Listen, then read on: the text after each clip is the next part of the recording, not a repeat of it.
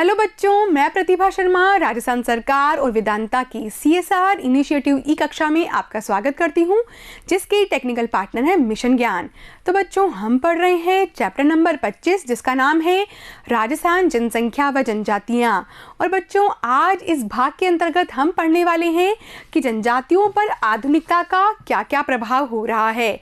जी हाँ बच्चों, कुछ सकारात्मक प्रभाव और कुछ नकारात्मक प्रभाव जनजातियों पर हमें देखने को मिलते हैं। ठीक है बच्चों, तो देखेंगे पहला प्रभाव, वनों की अंधाधुंध कटाई व शेष बचे अधिकांश वनों को सरकार द्वारा सुरक्षित व संरक्षित कर देने के कारण वन क्षेत्रों में कमी आई है, जिसका इनके जीवन पर प्रतिकूल प्रभाव पड़ा है। ठीक है बच्चों, तो वनों की अंधाधुंध कटाई हो रही है, जिसकी वजह से भी सरकार ने क्या कार्य किया, वनों को सुरक्षित और संरक्षित कर दिया है और इनके वन क्षेत्र में कमी आ गई है, जिससे बच्चों इनके जीवन पर क्या हो रहा है, प्रतिकूल प्रभाव हो रहा है। वनोपज व वन्य जीवों की कमी एवं भूक्षरण के कारण घटती कृषि उत्पादकता से इनकी अर्थव्यवस्था चरमरा गई है। ठीक है बच्चों, तो जो इनके कृषि कार्य करते हैं उनकी उत्पादकता पर भी प्रभाव पड़ा है। कई क्षेत्रों में इनके जीवन निर्वाह के साधन इतने सीमित हो गए हैं कि अब ये लूटपाट व चोरी व अपराध करने लगे हैं। ठीक है ना बच्चों, तो ये कृषि कार्य से अपना गुजारा नहीं चला पाते हैं, तो चोरी और लूटपाट और अपराधों की दुनिया की तरफ ये कदम बढ़ा रहे हैं। सीमित कृषि भूमि, बढ़ती जनसंख्या व स्थानीय संसाधनों के संकुचित हो जाने के कारण इन्हें मजबूरी में कस्बों व शहरों में मजदूरी करने के लिए जाना पड़ता है, जहां इनका घोर आर्थिक शोषण होता है। ठीक है बच्चों, तो ये समाज की मुख्य धारा से तो जुड़े हुए होते नहीं हैं, लेकिन जब ये मजदूरी का कार्य करने के लिए कस्बों और शहरों में पहुंचते हैं तो वहां पर इनका आर्थिक शोषण किया जाता है। और शहरी संपर्क के कारण इनके खान पान, पहनावे व आवास में भारी बदलाव आया है। ठीक है बच्चों, नशे की बढ़ती प्रवृत्ति के कारण इनकी आर्थिक दशा ठीक नहीं हो पा रही है।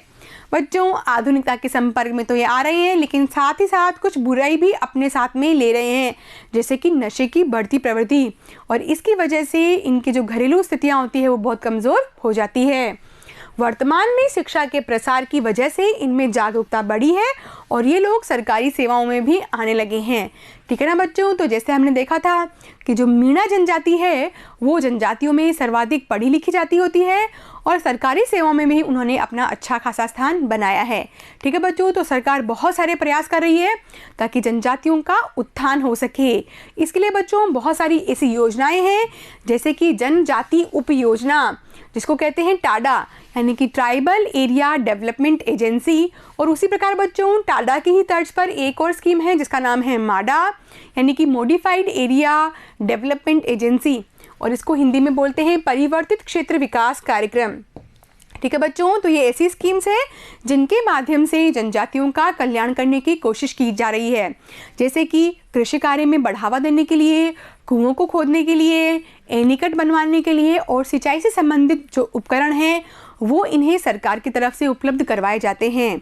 ठीक है बच्चों, इसके अलावा शिक्षा के क्षेत्र में जो बच्चे होते हैं उनको छात्रवृत्ति देकर उच्च शिक्षा प्रदान करके, इसके अलावा बच्चों एक और स्कीम है इनकी एकलव्य योजना, जिनके माध्यम से छात्रावास स्थापित किए जाते हैं, डे बोर्डिंग स्कूल बनाए जा रहे हैं, ताकि जनजाति के जो बच्चे होते हैं उनको आराम से शिक्षा मिल सके। ठीक है बच्चों, इसके अलावा सहरिया जनजाति के लिए सहरिया विकास कार्यक्रम बनाया गया। उसी प्रकार बच्चों जिस प्रकार से माडा बना, उसी प्रकार से माडा क्लस्टर योजना बनी। बिखरी जनजाति विकास कार्यक्रम बनाया गया और स्वच्छ परियोजना, ताकि जनजातियों में स्वच्छता का ज्ञान हो और वो अन्य बीमारियों से मुक्त हो सके। ठीक है बच्चों, जनजाति क्षेत्र रेशम कीट पालन कार्यक्रम, बच्चों यदि हम इन्हें रेशम कीट पालन प्रोग्राम के अंतर्गत इन्हें प्रशिक्षित कर देते हैं तो इनकी आर्थिक स्थिति भी अच्छी हो जाती है। ठीक है बच्चों, तो एकलव्य योजना में शिक्षा प्रदान करने का प्रोग्राम है। उसी प्रकार बच्चों रूख भाइला कार्यक्रम, रूख भाइले का मतलब होता है वृक्ष मित्र प्रोग्राम। ठीक है बच्चों, तो राजस्थानी में वृक्ष को रूख कहते हैं और मित्र को भाइला कहते हैं। तो बच्चों ये जो प्रोग्राम है इसका उद्देश्य क्या है कि वृक्षों का संरक्षण किया जाए ताकि जो जल ग्रहण क्षेत्र है वो मेंटेन रह सके। उसी प्रकार बच्चों आता है रोजगार कार्यक्रम, ताकि जनजातियों को रोजगार की सुविधा मिले और उनकी जो आर्थिक स्थिति है वो अच्छी हो सके। ठीक है बच्चों, तो ऐसी बहुत सारी योजनाएं हैं जिनके माध्यम से सरकार इनके जीवन स्तर को ऊंचा उठाने का प्रयास करती है। ठीक है बच्चों, इसके साथ ही हमारा ये जो चैप्टर है, चैप्टर नंबर 25 पूरा हो जाता है। मैं उम्मीद करती हूँ कि आपको ये चैप्टर भली भांति समझ में आया होगा। और बच्चों, आपको जहाँ कहीं लगता है आप वीडियो को पॉज कर लें और अपने नोट्स बना लें। ठीक है बच्चों, तो परीक्षाएं आने वाली हैं, अपनी तैयारी अच्छे से कीजिए। अब हम मिलेंगे इसके क्वेश्चंस और आंसर्स के साथ में। तब तक बने रहिए और पढ़ते रहिए ई कक्षा के साथ में। Thank you.